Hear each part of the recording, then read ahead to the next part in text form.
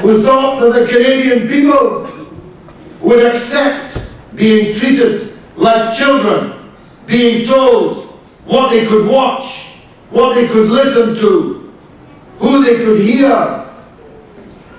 He thought that by banning me from Canada, that he would extinguish at least one of the fires that are beginning to burn in this country, fires which will light up the landscape, and in that light we can all see the venality of this last-ditch, dead-end George W. Bush government here in Canada. Because that's what they are. This is the Alamo for them. This is the last redoubt of the discredited neocon fanatics who once ruled the world but who are now on the run. They thought that they could ban us. But you know, any bookseller could have told Mr. Kenny that the book you try to ban always ends up on the bestseller list. And that's where we are now, and that's where we intend to stay. Because I'm not going to go away, you know. As a matter of fact, this sellout 10-city tour is not the beginning of the end.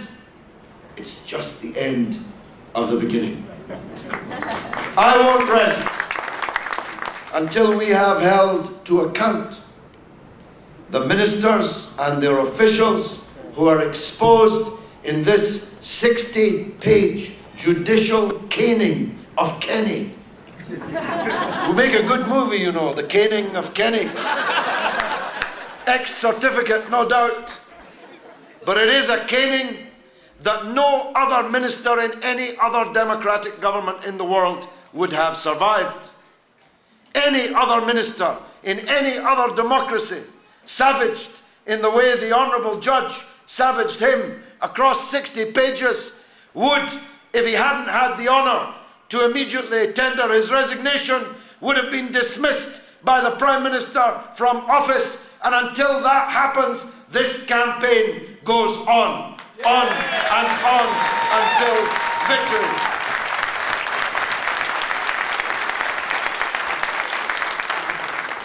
I never read the judgment without feeling a mounting sense of rage and indignation at the lies which these people told about me. They didn't just have me, by the way, as a supporter of a terrorist organization. They said in their documents that I was a member of a terrorist organization. Member of a terrorist organization. They said that I was a national security risk to Canada, even though the security services of Canada, in writing, told them that this was false. And I have no idea what Mr. Speaker in the British Parliament, or Her Majesty for that matter, in whose Parliament I had sat for 25 years, that all this time I had been sitting there under Big Ben, secretly a member of a terrorist organization and harboring threats against the national security of a Commonwealth country called Canada. It's laughable, but that's what they said.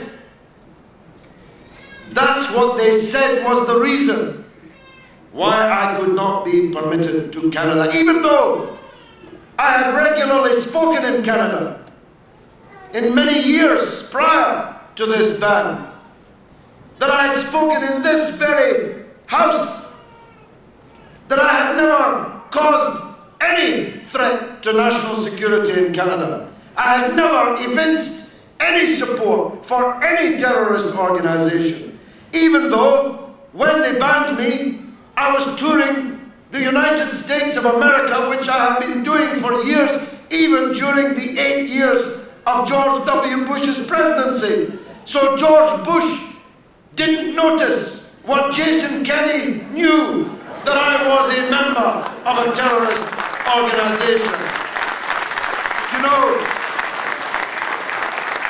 You don't know whether to laugh or whether to cry, but the consequences for me were serious. And you know, defaming people, libeling people, can be a very expensive business, as Jason Kenney is going to find out, thanks to my legal team over the next months in this country. That's sort of mixed news for you as Canadian taxpayers. He's already cost you a pretty penny in this whole affair, and he's going to cost you more. But there's good news. Whatever compensation I win in the Canadian courts, I will spend on helping to build an even bigger anti-war movement here in Canada. Every penny of it, every cent of it will stay here and be spent here. So look on it as a kind of win-win situation. The taxpayer will lose, but the taxpayer will also win. But what's going on here in Canada? I genuinely asked that, not as a rhetorical question. Joe started to brief me earlier, but we just couldn't get the time to properly understand what's going on. Why is it that of all the countries in the world, Canada has allowed itself to become a subcontracted embassy of Benjamin Netanyahu and the most extreme government that Israel has ever had, and they have had increasingly right-wing governments? This is the only country in the world which loves Netanyahu, including Israel, by the way, including the United States. Believe me, if you could be privy to what President Obama really thinks of Netanyahu, you would blush, would be unprintable, unbroadcastable. The only place where he's regarded as the greatest thing since sliced bread is here, in the cabinet room in Ottawa. Why? Prime Minister Harper said just a couple of weeks ago, Canada was ready to pay any price. That's what he said. Pay any price to support Netanyahu's government in Israel. Why? Were the Canadian people asked if they wanted to pay any price? He might have added, Kennedy-esque, bear any burden. Are you ready to bear any burden, pay any price for the crimes of Netanyahu and Lieberman, the proto-fascist foreign minister in his government?